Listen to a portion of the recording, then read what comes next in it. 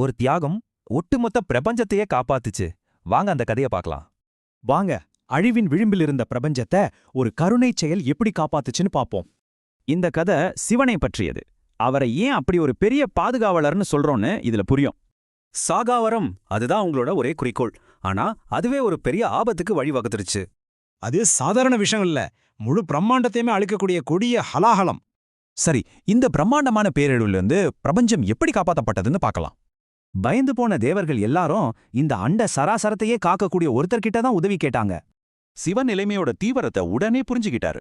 அவரோட முடிவு ரொம்பவே தன்னலமற்றது. பிரபஞ்சத்தை காப்பாத்த அந்த முழு அழிவையும் அவர் தனக்குள்ள எடுத்துக்கிட்டார். அப்போதான் பார்வதி தேவியோட சமயோசித புத்தி வேலை செஞ்சது.